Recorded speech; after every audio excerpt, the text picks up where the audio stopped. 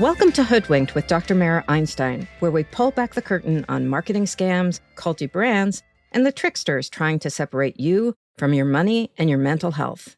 Integral to the cult marketing industrial complex are the friendly, unassuming disseminators of the message. And of course, I'm talking about influencers, or as they prefer to be known, content creators. Not all influencers are going to take you down a conspiracy rabbit hole, but a lot of them might. Or, at the very least, they could get you to join an MLM or unintentionally forward a piece of Soviet propaganda. That's because there are incentives built into the social media system that push creators to produce the type of content that will optimize their cash flow. Research tells us that what optimizes engagement is intense emotion, things like awe or anger. So in the same way that technology drives extremes, so too do the incentives that define what content will be produced. Our guest today will help us dive deep into the world of influencers and what happens when content takes on a more nefarious turn. Sam Ogborn is a marketing strategist who has transformed her corporate experience at Red Bull and Synchrony into a multifaceted career spanning CMO advisory work, content creation, and academia. She is an influencer in her own right, reaching more than 150,000 followers who look to her for big-picture marketing insights. Imran Ahmed is the founding CEO of the Center for Countering Digital Hate. He is a recognized authority on the social and psychological dynamics of social media, as well as what goes wrong in those spaces, such as trolling, identity-based hate, misinformation, conspiracy theories, modern extremism, and fake news. He is regularly featured in the media as an expert in online malignant behavior and how bad actors use digital spaces to harm others and benefit themselves. He advises politicians in the US, UK, Europe, and elsewhere on policy and legislation. Let's dig into that world of influencers, the good, the bad, and the possibly dangerous.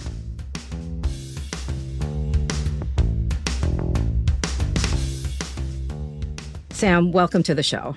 Thank you. I am so grateful to be here, and I'm flattered because sometimes when you post videos, I'm like, she's reading my mind. Like, she has a chip in my brain because I was going to talk about this. Give people a little bit of background on how you ended up working in marketing. I studied journalism in college. I thought I was going to be a reporter, to be honest. Oh, wow. Which isn't so unlike what we do now. It's just, I would say probably with a lot less journalistic integrity than what I learned in college, you know? Yeah, for sure. I always thought I was going to be a reporter because I loved the storytelling aspect and I loved the integrity of reporting. I loved the investigative side of reporting, and personally love when things are changing all the time. I love change. I find it fascinating. You know, when I went to business school, I thought I was going to be a finance major. And then after taking Fin 1 and Fin 2, I went, oh yeah, no. No. Get me No, out. I think I'm going to do marketing. And I realized exactly that. I like the psychological part of that. But so you have this background in marketing, and then how did you sort of transition? Because I think of you as a marketing influencer. So how did that? Because really, what we're talking about in this episode is influencers, and I know they hate to be called influencers; they like to be called content creators. Yeah, it was like, don't associate me with that. Yeah. Yeah. So, how did you become a content creator? Like, what was that trajectory for you?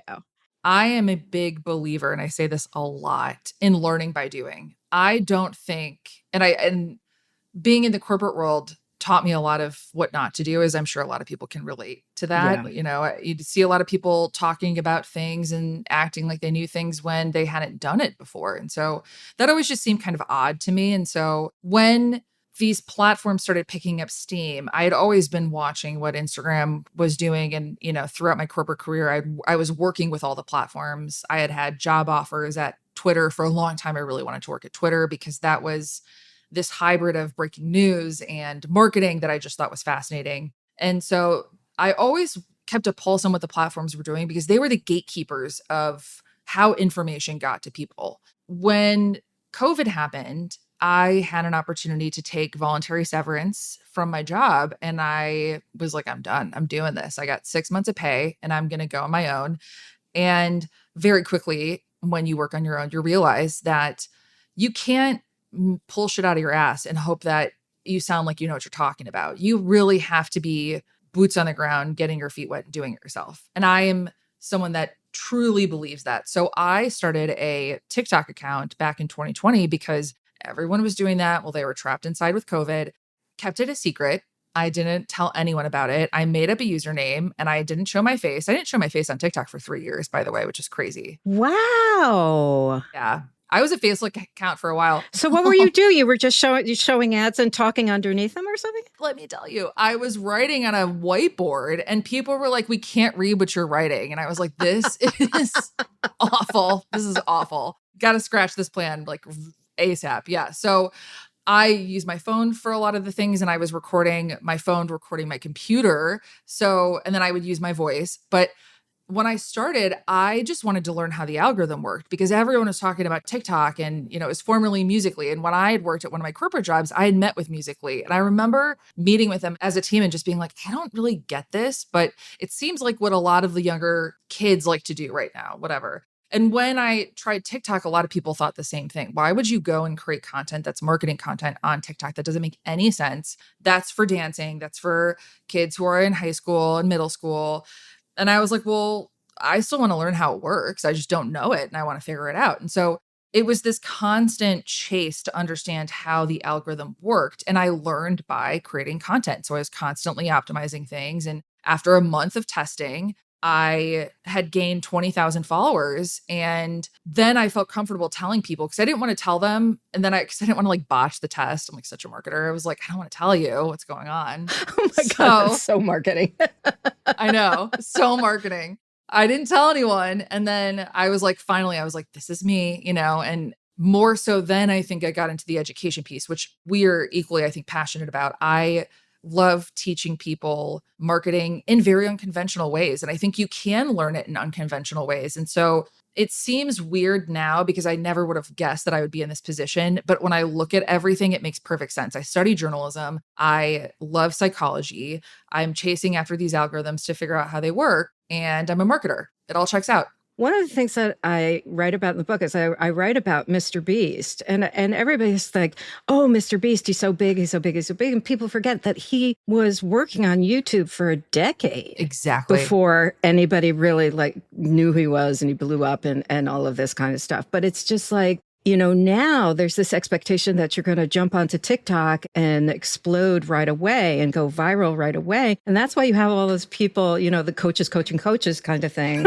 And I'm seeing so much of this right now. If you're not taking advantage of this TikTok trend right now, you're or like use this trending sound. It's like that. Oh, stop. And even when that first came out, I was like, you play into it a little bit because you're like, is this a way to game the algorithm? But once again, if you look at psychology and you're using these platforms with an end goal, that's just that's like eating junk food. It's not going to get you anywhere. I get a lot of my students who say to me things like, oh, yeah, I'll become an influencer as a fallback. I'm like, no. Oh, and like an influencer as a fallback is if you're going to make like so much money and you're like, yeah, whatever. Well, the statistic is there's 50 million influencers or content creators worldwide, and only 2 million of them make any money from it. Do you have numbers about how big is the industry in terms of influencers? How much are advertisers spending on influencers? Is this growing? Is it declining? What's going on right now? It's interesting that you asked me this question because right now I'm actually writing a post on Substack about how not to die an algorithmic death because there is so much happening with the algorithms right now and so much happening with creators and influencers. And I think that based on my research, and this is a research-informed opinion, that these platforms are very exploitative when it comes to creators and influencers. I mean, they're the ones that are creating this content, but then the puppet master is these platforms and these algorithms. It's absolutely growing, and I think it will only continue to grow as layoffs continue to happen and AI becomes more prevalent where people realize that they can't depend on their corporate jobs anymore to feel safe. But can they depend on the algorithm? I mean, it's such precarious work. Absolutely not. But I think that's a learning opportunity. Yes. That's, I think, where we don't put enough pressure on these platforms to really establish what they're about, what their values are, and what their practices are. And so we're in this never ending cycle of creating content for them to satisfy our own needs. But really, what we should be doing is creating some kind of accountability so that it's a fair and equitable system for everyone. That's the conundrum, right? Because I'm in the privileged position, and I will admit to being in this privileged position of not having to make money from the content that I create. And oftentimes what I end up doing is donating the money that I make from content creation to charities that I care about. But if I had to depend on it for my income, I think I would be a much more stressed, much more anxious person. And you can't, you don't know when a video is going to pop off. And I had one go very viral recently and like almost 1.7 million views. And sure, that one's $500, but the next month I got $28. And so you can't depend on this stuff for sure. But there's different kind of influencers. And, one of the things I'm trying to do with this podcast is, I think that particularly when it comes to marketing, when it comes to religion, when it comes to cults, people have their own ideas of what these things are. And that's, I think, one of the great things that you do. And what I try to do is to explain to people, because you're so immersed in marketing, it's hard for you to realize how it is that you're sort of being played. People think they know what it is. So I want to deconstruct all this stuff a little bit with you. So can you talk about the different types of influencers in terms of size and how are advertisers and marketers working with them today? I want to start by saying that everyone is an influencer. Everyone has influence. So when we look at the actual definition of influence, we've been conditioned by the marketing culture and by content creation influencer culture to think of influencers as someone that has X number of followers and they maybe are a lifestyle influencer and they talk about XYZ different products that they're using. But that's not always the case. You now have influencers that are former news anchors. You now have influencers that are actually truly credible people. Not that regular influencers are not, but now it's much different. The landscape's much different than it was 10 years ago. But influence, anyone can have influence. When we look at the scale of influencers, you start out usually as like a micro or what they call nano influencer, where you're very small scale. You might be in a particular niche, let's say. You don't always have to be, but you might be in a particular niche, let's say like education or beauty or AI, tech, whatever. You choose it. And it's something that you consistently create so that people are familiar with your content and they want to come back and watch you again and again. In the research that I'm starting to pull, which is interesting, on Instagram specifically, according to 2024 data, what it says is that the way that Instagram has been positioning their platform specifically is they prioritize over many other metrics, sends per reach or sends per view. So what they're looking at is how many people are sending your content compared to how many views you've received. So they're looking at, do you feel like this is juicy enough to share with someone else? And if you do, then we're going to hype it up in the algorithm. So being an influencer isn't just showing up and being like, here's a day in my life. I always say value dictates your visibility. So are you bringing value in a way that gets someone to share a video? Because when you deliver value, when you bring something that is helpful to someone that they couldn't get elsewhere, or you're packaging it in a certain way that's helpful for them, or you're maybe aspirational, that considered value as well, then you are providing value and you have a much higher likelihood of getting that visibility as a result. You could be a micro or nano influencer. You could grow to be like a mid-size influencer. But the unfortunate part about how we deem influence traditionally, I'll say traditionally, like still digitally, but like I'd say in the last like 10 years is like we look at follower counts.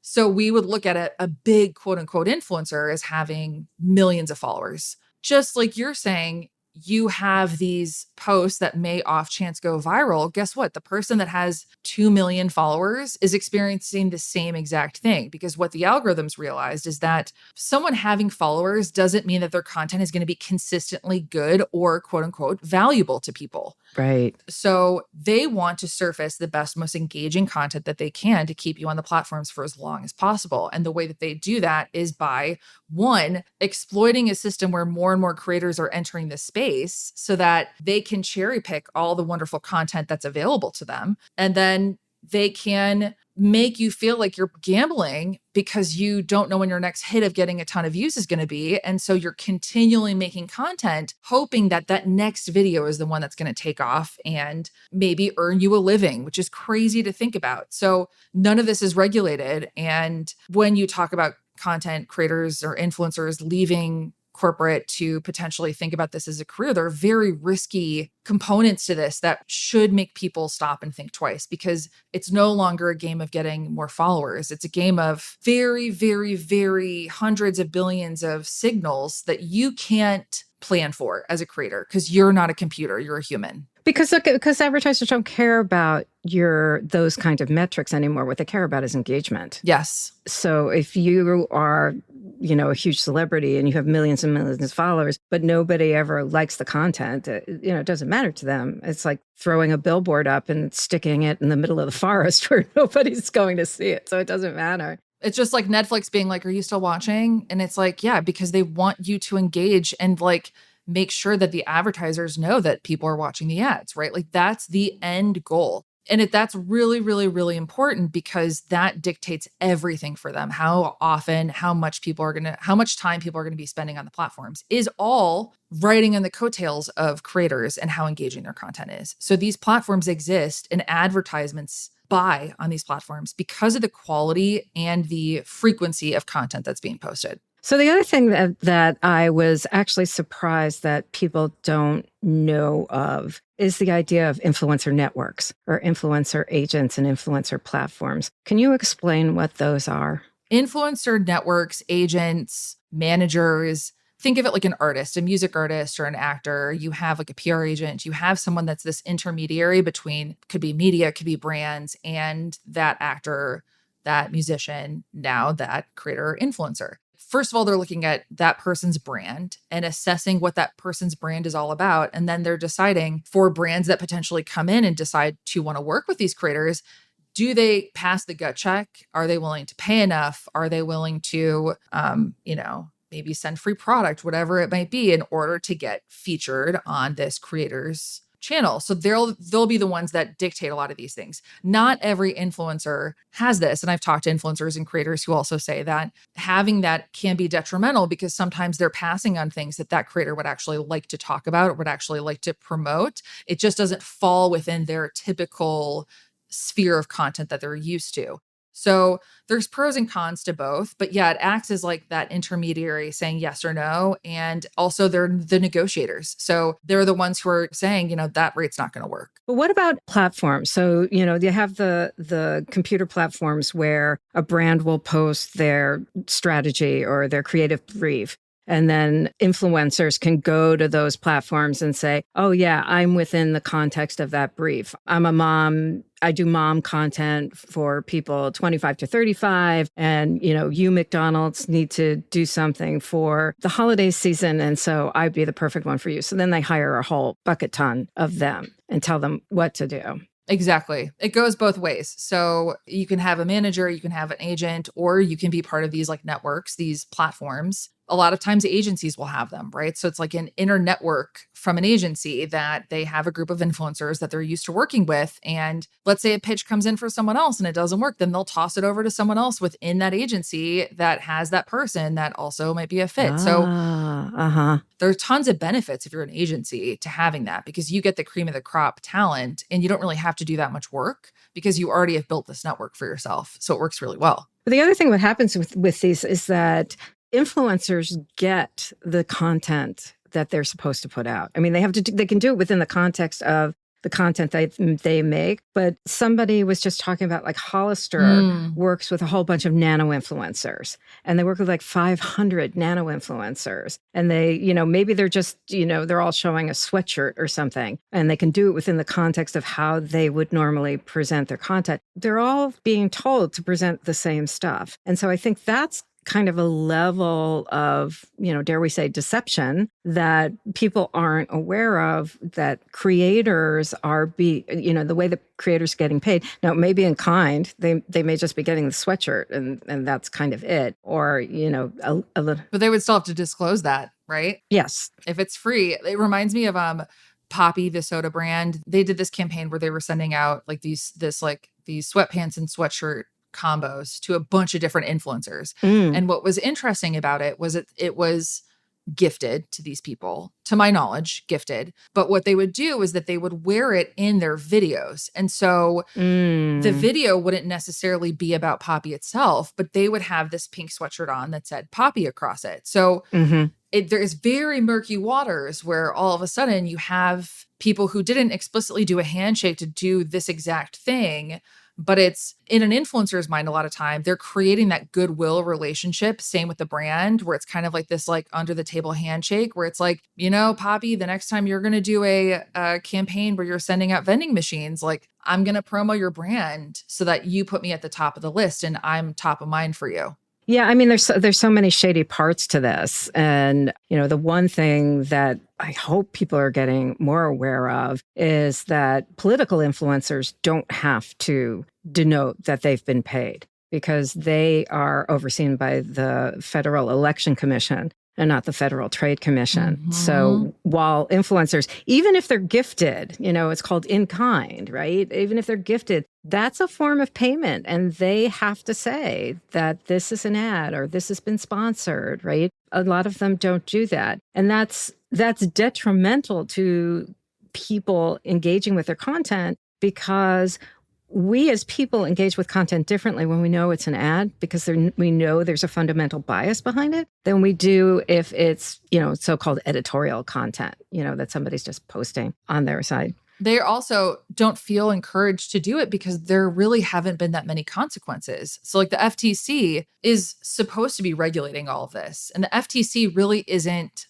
on the ball, I think, as a marketer, as much as I would like to see them on the ball, because you have people that are using hashtags like Poppy Partner. That doesn't explicitly disclose, according to FTC guidelines, that was a paid partnership or that there has been payment or some kind of exchange in the past. And so these now other influencers, a lot of times they just won't disclose because they're like, what's going to happen to me? No one else is experiencing consequences. Am I going to? Yeah, it's beg forgiveness rather than ask permission. And some of that's just tonnage, right? It's an old-time marketer here, right? When I was working in marketing and we had to have an ad approved, we had to go to the networks and we would take the script to the networks and the networks would tell us whether or not they would take the ad. I mean, we were scrutinized every step of the way. There's nobody scrutinizing. And it was 3 networks, so people would know, how many ads and stuff. I mean, there's millions and millions and millions and millions of ads. There's no way to track it. So you can get away with it. Unless you have someone reporting it. So they have those mechanisms in place on like TikTok and Instagram, or at least on TikTok, where you can report someone for it. But like, where is it going? What's happening? We don't know. What are the biggest impacts that you are seeing in the influencer space right now? Is it AI? I think AI personally is having less of an impact when it comes to taking over influencers' jobs and having more of an impact in spreading misinformation and creating easy storytelling or imitations too. So a lot of people are using AI to imitate people that already exist on platforms on TikTok. I don't know if you've seen that, but that's now a huge problem where people... Has that happened to you? Because I know you've had your yes account just massively copied over and over again. It's a huge problem. These accounts will pop up and they've trained the AI on that person, and then it will be their voice. That person's voice is just an AI video. And what they're trying to do is people are creating these accounts in hopes of getting to a certain amount of followers so that they can make money from the creator fund. So on TikTok, you get to 10,000 followers and you have a certain amount of, there's like a few other things, like engagement metrics that you have to meet. And you get to that number, and then all of a sudden you're able to join the creator fund, which pays you for your content. And so they're trying to game this algorithm to eventually be able to get payment. The problem is that because there's not regulation on this stuff right now, you're supposed to toggle on the AI generated toggle, but people don't do that because there's no enforcement for that. It looks like a person doing a green screen video. So what's happening, and I think a lot of people would disagree with me, and I'd love to hear what you think about this, but I think what's happening is that people are becoming so disgruntled by AI that it's actually going the opposite direction, having the opposite effect of, instead of it actually feeling like a threat, to people's livelihoods in this sense. It's feeling more like people just are going to scroll past it if they know it's AI, and they'd rather watch a human. I mean, there's two parts of that. When you said, has it happened to me? I'd forgotten this had happened to me. Somebody had obviously trained AI, was doing a story on multi-level marketing. And I do so much work in that area. And somebody had obviously trained their AI on my work. And they wrote a newsletter. And it's a newsletter to marketers that reaches upwards of 800,000 people. And there was stuff in there that was obviously cribbed from my work. I mean, so much so that somebody emailed me and said, "Oh, were you on their podcast?" I said, "No." But there was no way for me to fight back. And there was a part of me that was just sort of like, I felt like somebody came in my back window and stole my stuff, And so it makes you feel like, yeah, you're helpless. You're helpless. You're like, what do I do? Where do I go to report this? And it's the same thing with the books in Anthropic. Anthropic took all of my book. 100%. Except for Hoodwinked, because it wasn't done yet. This is where I would say I feel more like definitely a marketing critic lately, but also a marketing activist, or kind of like a activist in the sense that these things need to be regulated. They need to be regulated yesterday. And it is unfair. Like, if I were a platform, I would be advocating for this. I don't know why a platform is not stepping up to say, Pinterest, I'd say, is probably the only one that's done something in the back end where I think you can toggle on, like, you don't want to see AI content.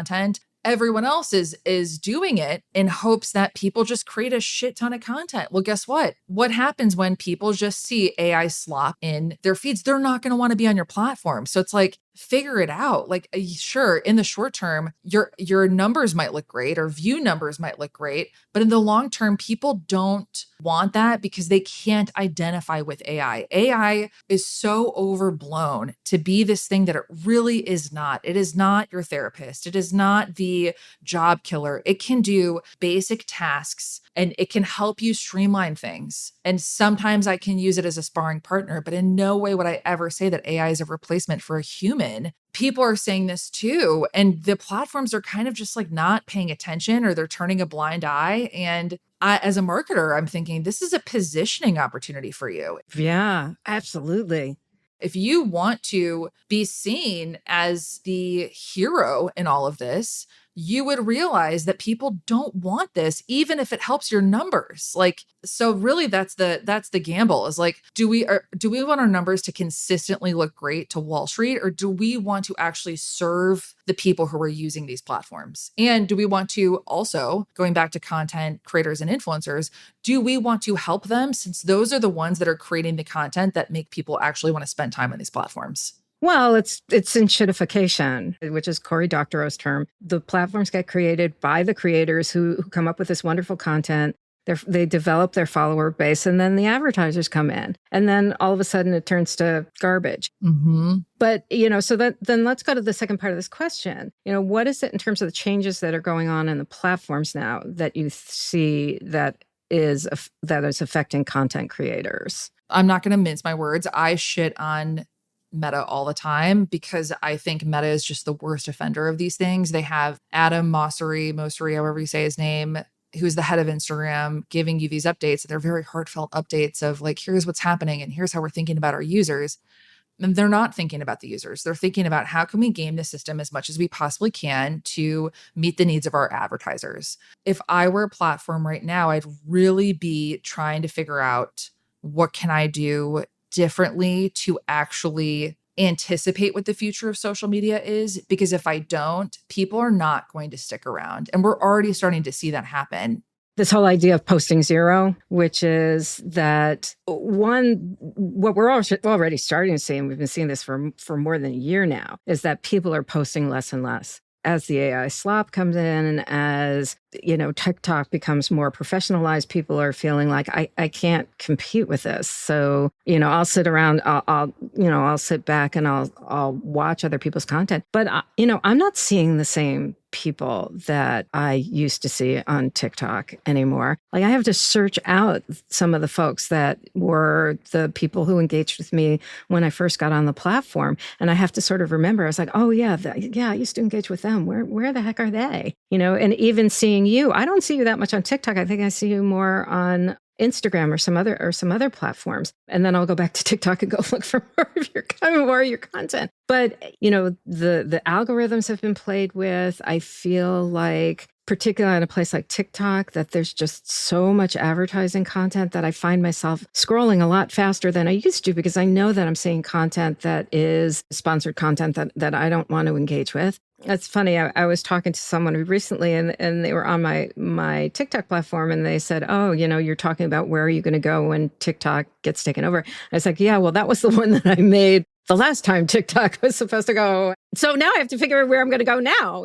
Yeah. How many times has it been? Yeah. Discoverability, there is something to discoverability, and people do want to see that. But look, the fact of the matter is, if something really important happens, you're going to hear about it. Completely. Right? I mean, it really is not something. And that's one of the things I want people to think about, too, is, I'm one of these people who grew up in the time of broadcast television, but we listened to news twice a day, right? You read the newspaper in the morning and you saw the nightly news, and that's it. You don't need to be listening to it 24 hours a day, nor do you need to be sort of riled up. And yes, I understand we're living in a time where we are unsure about what is going to happen. But seriously, if something awful happens, you will certainly hear about it. And if you're not hearing about it, then you can look at it twice a day, and you don't need to look at it any other time, and just sort of let it go. So I know you've read Hoodwinked. So in that, I developed the cult marketing continuum. I talk about brand cults and influencers as cult light, influencers as conspiracy theorists, and then multi-level marketing. I want to talk a little bit about cult light and the kinds of influencers that fall into that group, because in the second part of this episode, we're going to be talking about the influencers as conspiracy theorists. So I want to tee that up a little bit. And the example I like to give, because I just love him. He hasn't said hello to me, but maybe after this podcast, he will acknowledge my existence. Do you know your bestie, Misha? No. He's just a wonderful storyteller. And that's one of the things that we know about what makes someone successful as an influencer online, being a really good storyteller. So he talks about the people in his life, and he talks about walking his dog, and he talks about, what happens if somebody offends him at a restaurant. But it's always, sort of little stories about pieces in his life. He does brand tie-ins with people. He's doing business with advertisers and stuff, but it's not particularly overt. And primarily, yes, people have parasocial relationships with him. And he, actually, I write about one of these issues in Hoodwinked, because there was someone who saw him. He was out walking his dog, and the person saw him walking his dog and, knew him from being online, and followed him home to his door and knocked on his door. Mm. And he said, "What are you doing here?" And she said, "Oh, well, you're always nice to everybody out in the world." And he said, "Yes, out in the world, you're coming to my home. And that's not cool." It was a great story to tell about, where does a parasocial relationship start to cross the line into being, unrealistic about what your relationship is with someone on the other side. But he also talks about how he meets people in the real world, and he signs autographs and takes pictures with people and all that kind of stuff. Well, think about where that comes from, right? All of a parasocial relationship is really developed because is it really a result of these algorithms? Because what we're talking about before is that if you're looking at a chronological who you're following, you would never have exposure to that. And there's pros and cons, right? Mm-hmm. There's pros that to what you were saying earlier, you're only exposed to a certain amount of information, and that can be really reassuring that you're not just constantly inundated with things. The con, and I would say I find this to be relatable, is my life is arguably better because I've been able to learn from people online who are great storytellers and who have educated me in ways that help me expand my worldview. But that is all, once again, dependent on how these algorithms have grown, truly. So it's really like the algorithm is what causes a lot of these things. And I think going back to like the influencer light, I think of like Maha influencers as like this like crunchier kind of like I'm just living a healthy lifestyle type of influencer. You don't think those are I think those are the conspiracy theorists. No, I think they are too, but I think some of them are perpetuating things that they don't realize are actually born from conspiracy theories or these more traditional, I guess, like kind of norms. Like to them, it feels like they're just living a healthy lifestyle. But I think they don't realize where where the influence is coming from that's influencing them to want to talk about certain things. Like there's not a self-awareness around that. Right. Well, it's interesting. The very first episode, when I was talking to Katie Lofton, we were talking about religion and spirituality. If somebody's spiritual but not religious, how do you practice that and what do you look like? And she was talking about how you practice your spirituality may be based on what popped across your algorithm to get you to buy, that particular Buddha bowl, that all of a sudden you were engaging with. Exactly. So you don't or may not have as much control over that belief system as you think that you do. I firmly believe that we need more algorithmic transparency. I think that social media platforms, in a way, should be a public service. There was talk when Twitter first came about, there was a group of people who were going to make it a public utility. And that's what it should be. Right? It wasn't going to be privately owned. Absolutely. I was thinking today about like how people have to get their driver's license. And then they're known to be a responsible driver because they have their driver's license. I feel like we need something like that, but for media literacy and for algorithms, like at the very least, like a fundamental understanding across all generations of why we're seeing things, what we're seeing, why we're seeing it, how it might change our worldview, how people that we see online are not people that we have true social relationships with. Like there needs to be like an entire, like you get your license, I don't know, you get like your badge in it, because otherwise we're living in a really fragmented world that's deemed by for-profit platforms that are dictating these algorithms. And I don't think that that's the future. I think the future is like democratizing all this. Yeah. I'm glad you brought this up because the brass tacks in all of this is that you have a handful of companies that control our media spaces. And when I first started teaching 26 years ago, it was, Disney and Viacom and, this handful of companies. But they were still pretty dispersed, right? They had a certain amount of vertical integration where they had, production and they created the movies and then the movies appeared on the TV shows. And those then got syndicated to their cable stations, right? All of that stuff going on. But what we're talking about now is a handful of companies that are controlling what it is that we see because they're controlling the algorithm. And at the same point, they are doing this all in the service of advertising. And so when they're doing it in the service of advertising, that depends on them collecting our data, invading our privacy, and surveilling us at a level to get us to want to buy products. That's what this whole thing is all about. And, Meta, Facebook, all of this is ultimately about selling advertising. That's all it is. And it's exploiting influencers and content creators for that. And so when I think about this in terms of what's happening at CBS right now.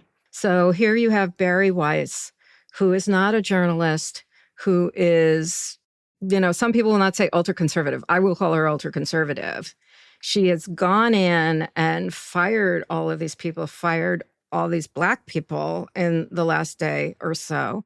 CBS is a broadcast network whose airwaves are owned by the United States, the American public. And CBS is a public trustee that is providing us content, but it still belongs to us. And I don't think that she understands that. I would almost bet she doesn't understand that. And the people who run the company don't understand that anymore. We as Americans need to remember. It all comes down to us. Yes. Always. The platforms cannot thrive without people watching this content. So then what happens? This is so good. Excellent segue, because this is exactly where we wanted to end up today. People are boycotting. People are starting to talk with their wallets again. And I think it's going to be a combination of talking with your wallet and talking with your time. That's what you own. Mm-hmm. That's what you own. You own your time and you own your money. Oh, love that. You own your attention and your trust. And so what people found out was that, you know what? I don't have to go to Target all the time. And Target felt it pretty darn hard. Now, it's a little bit harder because you have the dopamine issue and you have the issue of sort of technology addiction and all of that kind of stuff. But if people take the effort to find ways to walk away from the technology, I mean, listen to podcasts, that's okay. Right? But there's a natural stopping point with a podcast. There's not a natural stopping point with a social media technology, and it's designed. They don't want you to stop. So it's designed for you, right? And it's also, it's interesting because we talked about in terms of influencers and trust. What the research will also tell you is that the content that will get the most engagement is rage content, is rage baiting. And so, we have that kind of interesting balance that has to happen between, how much can I piss off my audience or enrage my audience and still get them to keep engaging with me, which has been really interesting in terms of brands. Because if you think about Sydney Sweeney and American Eagle and e.l.f. Cosmetics and Matt Rife and them hiring a comedian who was, made fun of domestic violence, right?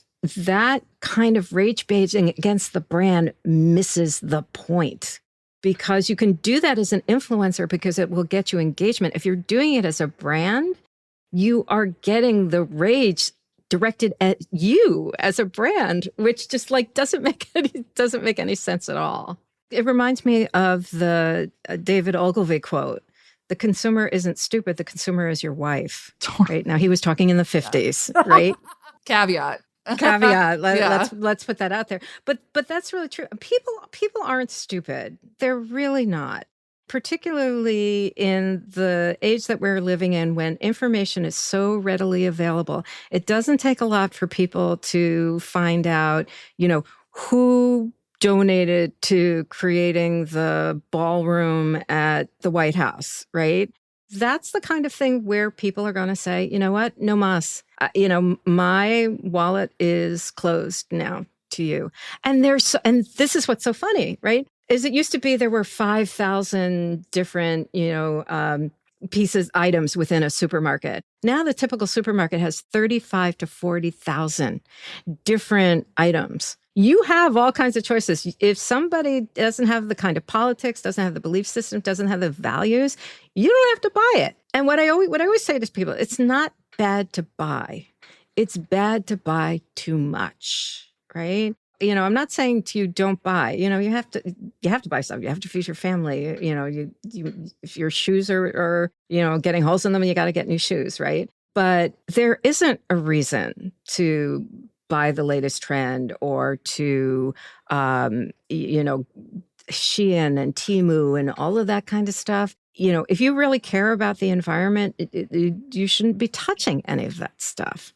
Don't you think that requires a lot of conviction and confidence and self-awareness from that customer? Because they're buying into these things because they're being told online through an algorithm that something about them is not enough.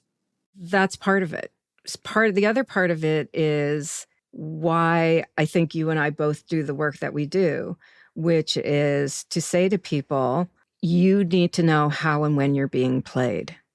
And the algorithm is playing on you. The algorithm is tapping into, look, the first thing that a cult does, whether it's a brand cult or a religious cult or a political cult, is they're looking for the vulnerable target, right?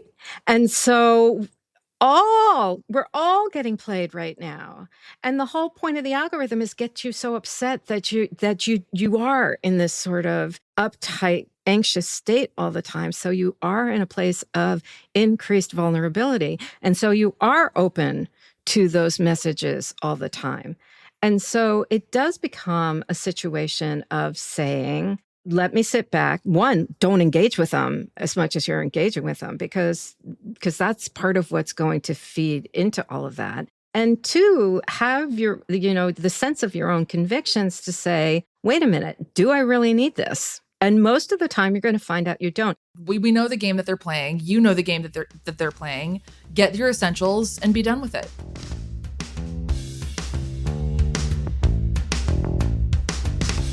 I would like to welcome to the show Imran Ahmed. Thanks for having me on.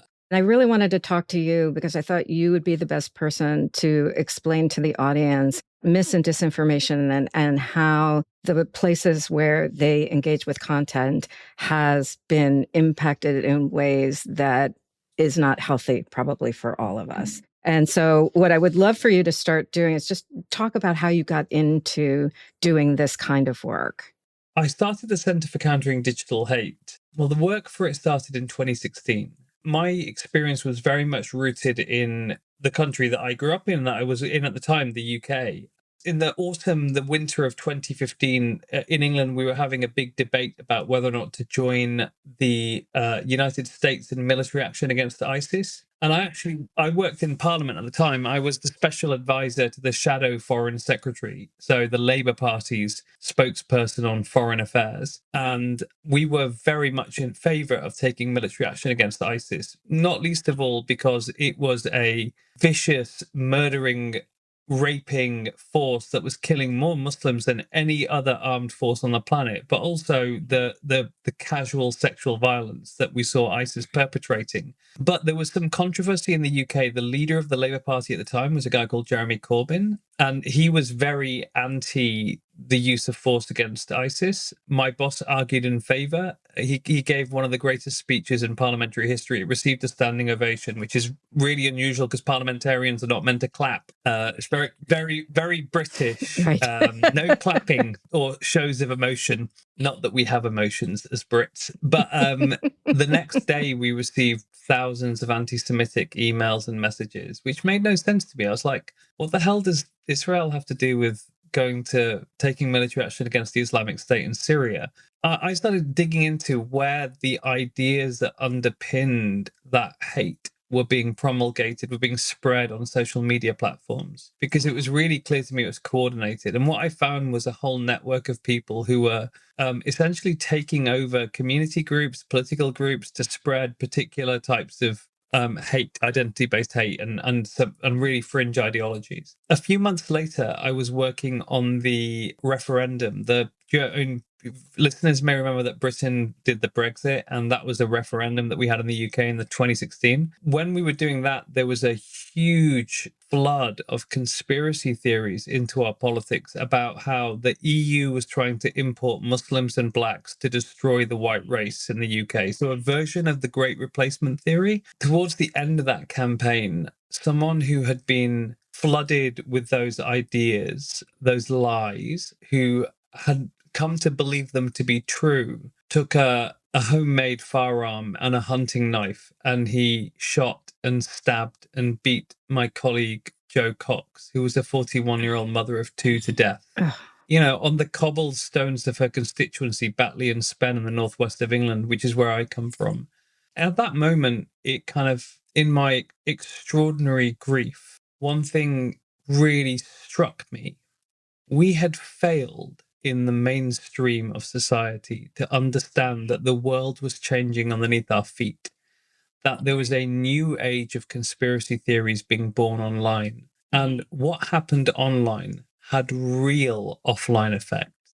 It is, for better or for worse, digital spaces are the primary place where we share information, we establish our norms of attitude and behavior, where we negotiate our values, and where we negotiate the information that we call facts. And it worked to different rules of physics, and it gave the advantage to liars, conspiracy theorists, and hate actors. And so I've spent the last 10 years trying to understand why, how the business models and the platforms encourage and reward and amplify that, and then trying to make it less profitable for them, trying to make it more costly so that they actually take action to reduce the prevalence, the scale and the virality, the spread of hate and lies. When you talked about your friend being murdered, of course, the parallel of that in the United States is Pizzagate, right? And the information that was propagated by Alex Jones and some of these other folks in terms of supposedly, children being trafficked and kidnapped by Hillary Clinton and put into the basement of this pizza parlor, which did not even have a basement, right? He comes up and he brings guns and is planning to hurt somebody in that way. That in that case, obviously nothing did happen other than him being arrested. So with all of that you just laid out for us so beautifully, what I want to do is break this down a little bit, because I think our listeners have a sense that they are being overwhelmed with this information. But I want to sort of deconstruct, because we all think we have some idea of what misinformation is, or disinformation, or conspiracy theories. But I would love for you to talk about, what is the difference? What is misinformation? What is disinformation? And what are conspiracy theories? And then we'll talk about how they're disseminated. Okay, misinformation, disinformation, malinformation, conspiracy theories. I got to be honest, I find some of these words very silly because they sound super scientific. But there's a really simple way of explaining them. Misinformation is being wrong. False or misleading information spread without intent to harm. Disinformation is lying. False information shared deliberately to deceive for political, ideological, or financial gain. Malinformation is information it's just BS. It's just a gobbledygook of ideas that are put together, some of which may be true and some of which may not be true, in order to persuade someone of a case. And there is a very So would that be like QAnon would be malinformation? Yeah, I mean, most conspiracy theories are sort of a mix of a melange of nonsense and truth. And then what's a conspiracy theory? It's essentially a simplistic false explanation that attributes complex problems to secret plots by powerful groups. They're psychologically comforting but socially corrosive. And look, there's this myth about conspiracy theories that conspiracy theories are always based on a kernel of truth. That's not true. Truth is like it's the cloak that a conspiracy theory wears over its heart. And at the heart of every conspiracy theory is a lie, is a leap of faith. You have to believe that Jews are malignant, or that the government is trying to kill us all, and then they tell you, and look, here's one example. So blah blah blah. So they may use occasional data points which are based in reality in order to try and validate fundamentally a lie. So who are primarily behind this? Because one of the things we were talking about in the beginning of the episode is how influencers are incentivized. Right. And obviously, influencers on the one hand are incentivized to work with brands, because a lot of them just make their money from brands. And so their content has to be pretty milquetoast in some way, because they don't want to offend the brands. But then there's a whole other group of influencers who are depending upon the algorithms to send their content and help it go viral. And that's how they make their money, because the more views they get on the content, the more money they make from the platform. So who is this group of people creating the kind of content that is going to be rage farming, anger inducing, all of that kind of stuff? So do people start out well and then end up pivoting and realizing they can make more money by being bad? Or do they start out just spewing content right from the get-go? It's a real mix. And it's a hybrid ecosystem in terms of the types of actors and their motivations. So let's take types of actors. You've got state actors. So, Russia, China, Iran, using propaganda to try and destabilize their enemies, democracies. There are organized networks. There are commercial anti-vax grifters. There are hate influencers. There are political extremists. And then there are influencers who act as sort of a retail layer, converting ideology into lifestyle, merchandise, or content revenue. There's a real mix of reasons why they do it. Some of them may be doing it because they genuinely believe and they're trying to help other people by making them believe what they do.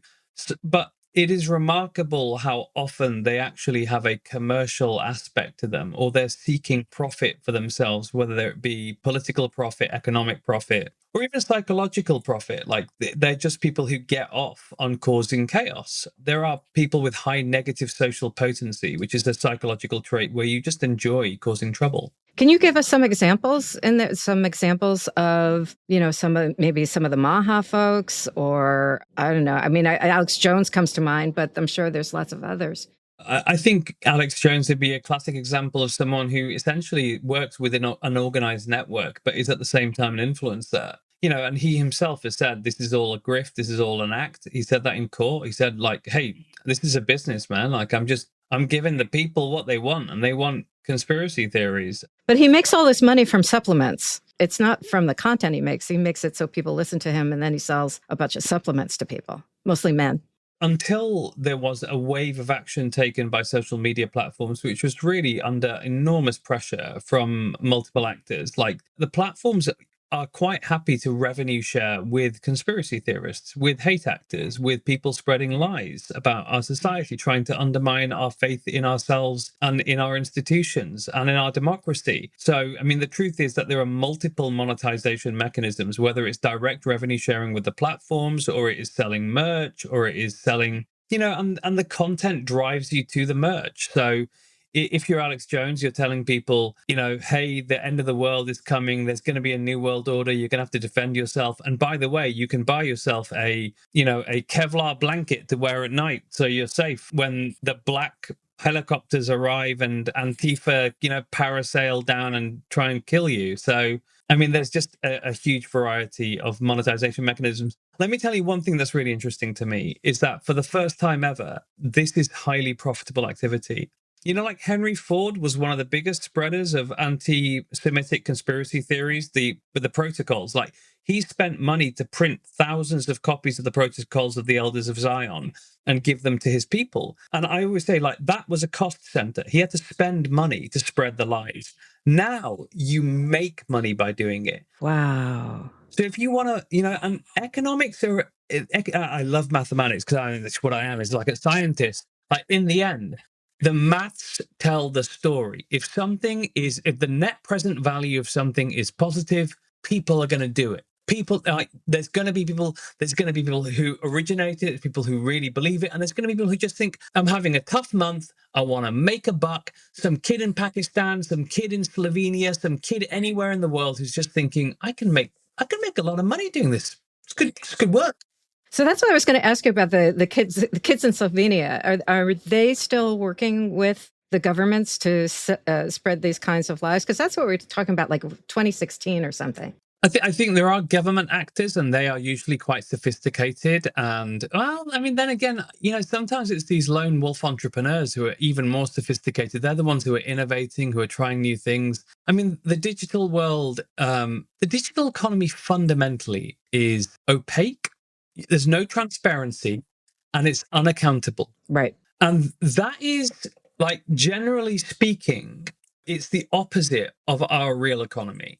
And it's incredibly dangerous. Like, we know in America that without checks and balances, any locus of power, any element of power can become essentially cancerous, can become so powerful that it destroys the body politic. And I think that's what we're seeing. Our internet economy is fundamentally opaque and unaccountable.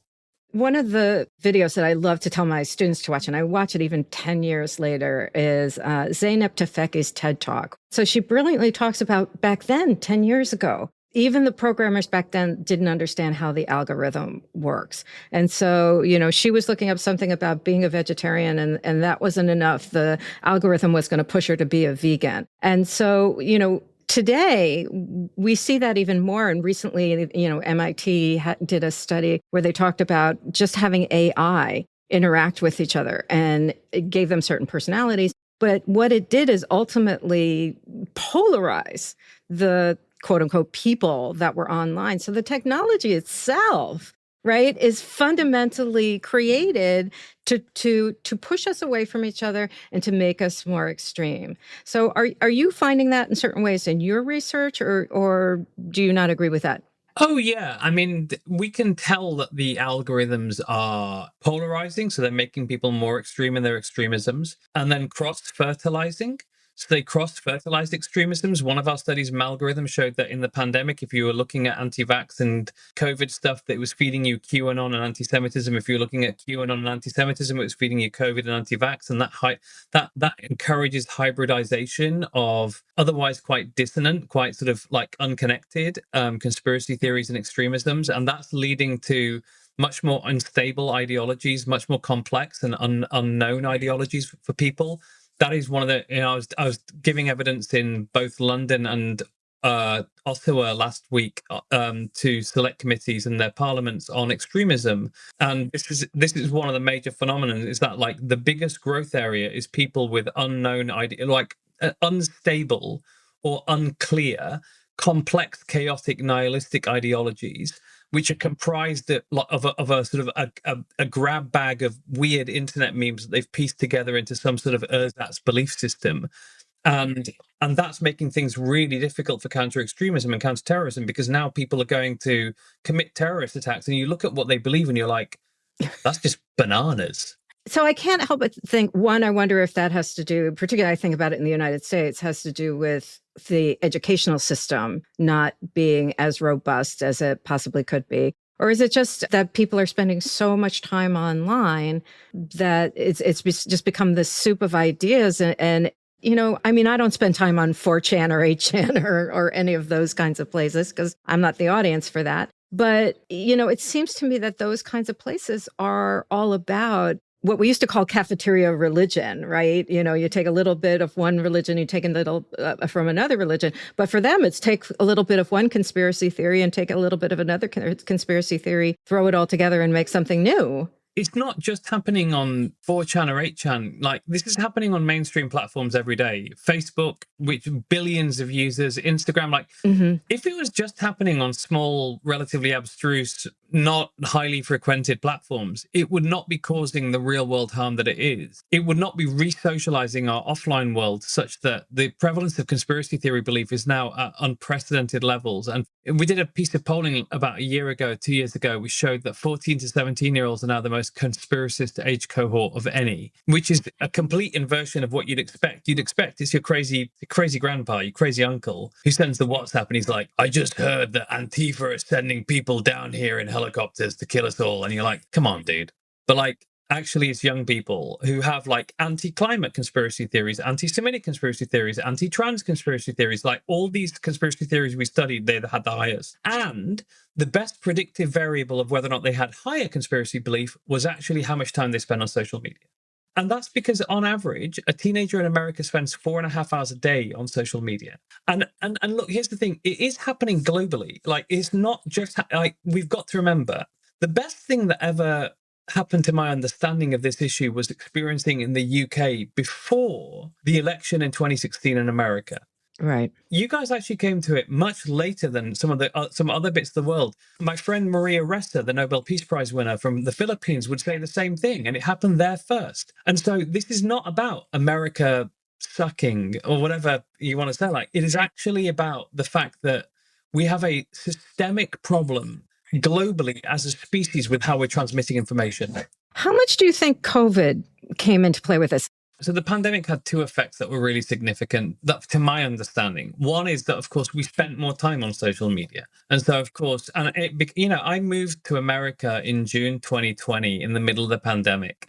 I was on my own. I'm in my 40s. I left all my friends, all my people I loved behind, my family, and social media was my means for expressing vulnerability, for fear and friendship and love and connection. And of course, we all became highly reliant on social media, so people were spending more time on it. And while you're taking all the good things that social media offers, and it offers lots of good things, all the bad things were happening too. All the algorithmic radicalization, all the nonsense that was making you start to believe that lots of people thought this was true, all that was happening. So like, that's one thing. The second thing is that when a pandemic happens, so there's really strong correlations in the neurology. So if you read Robert Sapolsky's analysis of how disgust sensitivity and in-out group thinking are co-located in the insular cortex and the limbic system of the brain, you can look at the social psychology and the sociology of Michael Bang-Peterson, who's shown that there is a really strong correlation between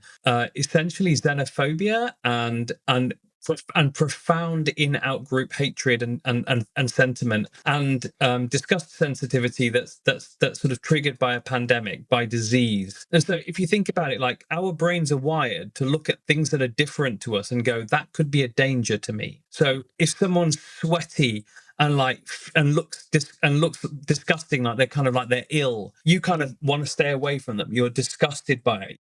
And in the pandemic, when we're literally being encouraged to look at others for signs of disease because we're all scared that we're going to catch a plague that's going to kill us all. So I actually wrote a paper very early on in the pandemic for the Trump administration and for the British government, just saying, like, you are going to see a rise in xenophobia. You're going to see a rise. But what I hadn't predicted was the extent to which it would go beyond racial xenophobia. And actually, like, you're going to get much more polarization across ideological and conspiracist belief.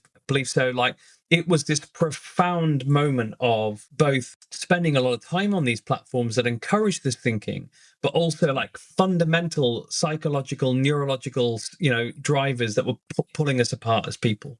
It's so fascinating that you talk about this, because one of the things when, so my book is about cults and how marketers use the same tactics as cults. When a key part of a cult is this creation of in and out groups and making sure that, the people that are part of us are part of us. And then there's everybody else, and everybody else is, to be feared, to be dismissed, right? And there's that fundamental, very hard separation of who we are and who we are not, which is really important, and certainly something that got sort of put on steroids during COVID. So one of the things I want to ask you about is the dissemination of hate, conspiracy theories, however we want to talk about this, on different platforms. Are the platforms different in the way that they do this, or are they very similar?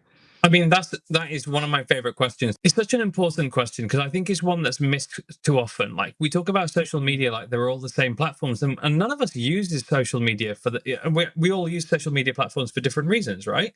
So what's X? Like, X is minimal moderation, but it's really where you can generate social proof. It's a place where 10 people working with each other can each tweet, retweet, then like, then engage with each other's posts and respond to responses to it. And what you can do is you can create a snowball effect through hard work. A small number of trolls can actually create a disproportionate amount of social proof of something. So you can essentially make something trend through sheer activity. And that kind of turns it into a dumpster fire if you don't have good policies in place to make sure that you reduce the virality of disinformation or hate. And that's something that, like, Elon Musk himself has said. He said, like, when he bought Twitter, he said, if you allow the spread of lies and hate without consequences, that would create a hellscape. Hello. Yeah. Congratulations, Elon. Self-fulfilling prophecy, brah. Then you've got something like Facebook, where what you have is, because you have relatively weak enforcement of the rules and a very aggressively algorithmic news feed, it's very good at creating the drip of disinformation over a long period of time that recolors the lens through which someone sees the world. So if you're trying to, like, make an untruth true slowly over a period of time, that's the way to do it. YouTube is an influencer incubator. It sort of essentially creates long form radicalization pipelines. TikTok has incredible algorithmic virality, so it creates misinformation bubbles, especially among young people. What the algorithms are always doing on all platforms is that they are all accelerants which amplify polarizing content, because fundamentally one thing unifies all the platforms. Their only goal is to keep you on their platform for as long as humanly possible. And I always say, like, if you went to a platform and you could find the truth like that, you would then be like, okay, found the truth, see ya, and you'd go and do something else. Right. They want you to be confused. They want to create epistemic chaos. And epistemic chaos, and I don't think this was their intent, because I don't think they are genuinely, deeply, philosophically thoughtful people. But epistemic chaos leads to apathy, and apathy is the greatest enemy of democracy. And so what they have done is created engines for destroying the values that underpin democracy. Because we don't know what's true and what's not. One of the most fascinating things that I saw, and I saw this initially back when I wrote my last book, Black Ops Advertising, and somebody told me about Social Chain, which is a British marketing company. It was a social media company. And what they did that was so brilliant, and this was like in 2014, so this was early on in this stuff. But what they did is they brought a bunch of influencers from all over the place, brought them into the agency, and tried to see how quickly they could get something to trend. And they got, I forget what the term was, it was like 11 minutes. They got a term to trend. And we don't think about this. It is so obvious. And yet at the same time, we are taught not to think in terms of the fact that we are being manipulated when we go to those spaces. And we are. The trick that they play on us, which is presenting a dystopian view, it creates your own individual hellscape, perfectly engineered for your psychology and your triggers, your fears, your hopes, your anxieties, and everything else, that we would be able to see through it if we had transparency of how the platforms work. 2.5 years ago, Elon Musk sued my organization. He sued us for $10 million. He didn't sue us for defamation. He sued us because he said that we broke the contract of the platform X. And he said the contract, the terms and conditions that you sign up to when you become a user, say that you're allowed to essentially read the website and consume ads. You are not allowed to read the website for the purpose of studying it. And it's so interesting because that's what they, at the moment, I've been working with the European Union, the UK, with countries all over the world, including in America, with some of the states, on laws on transparency of the algorithms, so that we have the ability to see what's inside them. And they are resisting that more ferociously than anything else. Why? Because the second that we work out how the wizard is actually manipulating us with levers behind a curtain, the game's up. Well, they used to. I forget if it was Google. I think it might have been Google, would allow researchers to have information from them, data from them. And they used to call it data philanthropy, which I thought was just disgusting. But how do we get to understanding how these platforms work? Because when I've talked to them, they say we don't know how it works, or they know how it works to a certain extent. It's because an algorithm is actually, they're not just one algorithm. You've got nested algorithms which perform different functions. So one will be an algorithm to enforce some of their rules to the extent they want to enforce them. One of them will be to amplify certain types of content. One of them will be to personalize it and they interact in a complex way for each individual user. And that's what we've had to do, is reverse engineer from the outputs of the algorithms what we think is happening inside the algorithms. And it requires a lot of data points, but you can understand what the algorithms are trying to do. And certainly over 10 years of doing this work, my team can pretty confidently tell you that we have a really strong sense of how these algorithms work in practice, how they distort the lens through which people see the world and users see the world, but also the tricks that they use, the dark patterns, the clever psychological hacks that they use to addict us to the platforms as well. I hate to talk about AI, but I feel like I would be doing a disservice if I didn't mention it. So where does AI come in to this equation? I mean, obviously there's the AI slop. Obviously there's all kinds of bots and so on going on. I mean, I feel like it was so amplified before. Can it be contributing to it amplifying even more, or is there something else? Yeah, so let's look at it in two ways. The first way, and I think this is really important, this is about the economics now of disinformation, of the economics of lying to people. So we talked earlier about how it was a cost center for Henry Ford to go and spread anti-Semitic conspiracy theories like the Protocols of the Elders of Zion, and now it's a profit center. One of the reasons why it's a profit center is because for each additional message to each additional person, the marginal cost is zero, which means that you can send one message to 1 billion people for zero cost to the distributor. And that is the nuclear age of disinformation. It is unprecedented amount of destructive power can be unleashed from a few atoms of effort. The only effort that it takes is in producing high quality content that has the capacity to go viral. Now add AI into the mix. AI has the capacity to produce unlimited amounts of content, to deploy it onto social media, to measure and track the interaction rates and the amplification rates, how effectively it works with the algorithm, and then refine it. So you create a perfect feedback loop of production and distribution for zero cost. So we've gone from the nuclear age of disinformation, thermonuclear age, in a few years. And that's where we are on the cusp of the end of an objective reality. and the ability for the complete manipulation of our digital information ecosystem by algorithms and social media, by AI and social media. And, I actually think that this might be the end of the utility of social media. I mean, there's this idea that like we're going to keep using social media, consuming AI slop content, which is clearly nonsense that is designed to turn us against each other, and we're just going to happily consume it. There's a tiny bit of me that's incredibly optimistic about humanity and says, actually, people just think, yeah, this sucks now. I'm going to do something else.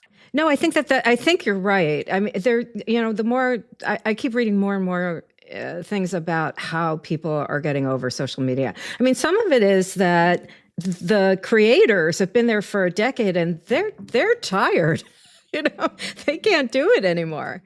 It sucks as a job. I mean, I'm friends with Taylor Lorenz, who is one of the great writers who writes about the influencer world, but she writes about influencers like they're human beings, which they are, and how psychologically traumatizing and it just destroys their nerves and their sense of self, constantly trying to reverse engineer what they say to fit an algorithm's insatiable demands. These machines do not have guardrails on them. And actually, one of the things that we could do is demand guardrails. And a lot of states, so I mean, I'm working all across the US. We are providing the evidence that we produce to lawmakers, to advertisers, to everyone who wants to have an influence on these companies. And actually, there's a lot of action happening right now. So there are lawmakers, thankfully, all over the world, including here in the US, who are actually doing the right thing. What's been fascinating to me, looking broadly at the media ecosystem, is that we did all of these things not to engage with advertising, right? That was why people stopped watching television and they went to the digital space. And now the digital space is just chock full of advertising. So everything they ran away from is just there with them. And even they bought into streaming services. And now streaming services have advertising. So it's almost like we have to go back to the tacit agreement that we used to have, that we would watch advertising so that we didn't have to pay for the media that we engaged with. And I think within the social media space, well, I'm sure you know about the whole idea of enshittification. And that's certainly what's going on in, TikTok. And I think by the time TikTok is taken over, whether it's Larry Ellison or Lachlan Murdoch or whoever it is that's ultimately going to take over that platform, I think you're going to find a lot of influencers or content creators saying, no, I don't want to be in that space. Enshittification, I've heard, and I've heard Corey talk a lot, and it makes a lot of sense to me. Essentially what it's saying is that the capitalist imperative means that eventually people will always be seeking to reduce their cost base, and they'll make things worse and worse. It's like how I'm 47, so I'm always complaining like candy doesn't taste like it did when I was young. They don't use the real stuff anymore. But I think there's also this problem that if there's no checks and balances, if there's no regulation, if there's no minimum standards, what you get is a race to the bottom. And even people like Sam Ogborn have argued you need to regulate us so we can have a race to the top. I mean, there are other industries in which commercialization has led to improvement, not to degradation. And I think it's really about checks and balances. But do you think that regulation can happen? I mean, is the stuff that you're doing leading to regulation? Because I look at that in terms of Regulation 230. And, people say, there's an argument for eliminating it and an argument for keeping it. And I've always been on the side of get rid of it because... Oh, me too. Thank you, because I thought I was crazy because people were yelling at me. No. But the whole idea of 230 is that a platform has to be responsible for what it puts on its space. What Facebook has always argued is that we are not editorializing. We are not but as soon as you put an algorithm into place, you are deciding what people see and what people don't see. 5.5 billion people using social media. Do you not think the algorithms are choosing what to elevate and what not to elevate? Of course they are. And Facebook invented the news feed. They invented the algorithm that prioritizes content that gets high engagement, that keeps people on platform for longer, but happens to also promote hate and lies. Look, so regulation. I can tell you it's happening everywhere in the world. I was the first witness to give evidence for the UK's Online Safety Act. So the first legislature to get to grips with this was the UK. September 2021, I was the first witness. That became law in October 2023. I was just back in England last week speaking to ministers about that legislation and how it's being used now. Brussels, so the EU, the European Union, which is a massive alliance of countries, an economy that's like almost as big as the US is. If you put it all together, the European Union has legislation on social media, the Digital Services Act. Canada is looking to enact an Online Harms Act. The US has got bits of acts everywhere. But I think in the, like my glib way of saying it is Europeans regulate, Americans litigate. If you look at the past of like the automobile industry, the aviation industry, Ralph Nader and the consumer rights movement, it's always been based on litigation. And so what we've got right now is, as you mentioned, Section 230 of the Communications Decency Act 1996, which is a really weird piece of legislation written before social media even existed. So it wasn't intended to protect social media, but that gives special protections to social media companies, the world's biggest companies, so that you cannot sue them if they cause you harm. Bonkers. And that is bananas. I did a focus group in Colorado like a few weeks ago. There's this libertarian guy who was at the focus group and he was talking about it. And he was like, when we explained Section 230 to him, he was like, get rid of it. And we were like, okay, wow. And we texted the moderator and we were like, ask him like why he wants to get rid of it. And he just said, accountability. And of course, accountability is key to capitalism. It's key to a prosperous and safe society. Why is someone getting special protection? There was another guy who's like, I can sue that guy, I can sue you, I can sue any corporation in America, but I can't sue Meta if they kill my kid. Why? Yeah, and that was litigated, and the Supreme Court turned it down. Well, because Section 230 is the law of the land, and it's going to require an act of Congress to get rid of it. But here's the interesting thing, there is bipartisan Section 230 sunset bills in the House, and there's one being introduced in the Senate shortly. It's the one thing I can get Democrats and Republicans to agree on. I can't get them to agree on, the color of grass or like whether or not they like the smell of babies' heads. For the record, I love the smell of my baby's head. But like they will agree on one thing. Zuckerberg sucks. And we need to be able to take action against Meta if they cause real world harm. Wow. You're giving me hope. And I love that. What is the one idea, theory, piece of advice that you would give to people in order to help them protect themselves in the digital space? I think one of the most common responses to that question is like emotional skepticism, like be careful about information. And I don't like to encourage that. I think that, the idea that you shouldn't trust anything you see, hear, or whatever, or consume is a bad idea. But I would say be skeptical of things you see on social media. Like social media is designed in a way to deceive you. In the pandemic, I suggested to an executive from Google that they should put a banner at the top of their website of YouTube saying, caution, this site is for entertainment purposes only. Disinformation on this site may kill you. Sort of like the cigarette packages. Yeah. May contain BS. Consume at your own peril. Right. That's my advice. What social media is hacking is our deep desire to feel connected. And in doing so, it's actually making us feel more disconnected, more distrustful. And the greatest antidote to the spiritual crisis that social media is engendering in the way that we feel about each other and ourselves is to just be vulnerable. Go out and ask someone that you love for a hug and say, I need this right now, and talk to them and connect. Honestly, I do believe that the solution to this crisis, which is born off the most beautiful of human instincts, which is to connect, is to really connect.